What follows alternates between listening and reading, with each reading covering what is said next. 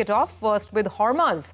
Hormaz, did you find any movers or shakers, considering the market seems to be sleeping? It was difficult to keep your eyes open considering the market was in snooze mode. But yes, there were some movers and shakers, at least on the real estate front, as one of the top sectoral losers today. Second day of losses for the index. The Soba was the last few minutes of a very sharp recovery from the lows, ending at the absolute flat line. But that too was down 2.5–3% at the lows of the day. Most of the other names also ending 1.5% to 3% lower. On the flip side, there was some buying in IT, and it was led particularly by the mid-cap IT names. Look at OFSS, Emphasis, Coforge, of course, with the positive brokerage note coming in from JP Morgan. There was a 2% to 4% gains seen in these IT names. Of course, large cap IT too was not far behind.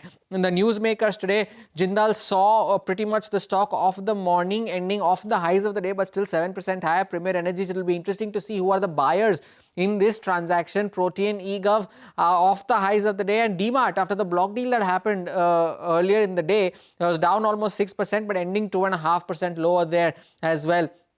And look at stocks that hit a 52-week high today, and yes, there were, then even the market being in snooze mode. Reliance Power was one of them, 10% higher on that stock. But take a look at the other names: Affle India, Ramco, couple of cement names here, Ramco, Dalmia Bharat, even Eris Life seeing a 52-week high today. And lastly, some profit booking seen in some of the high-flying names from yesterday's trading session. Westlife Foodworld yesterday was up 11%, ending 4% lower today. Nippon Life India seeing some profit booking. Indian Bank too, ending at the lowest point of the day, of course, including a dividend adjustment here. But most of the others, fair bit of green and some bit of red in today's session as well.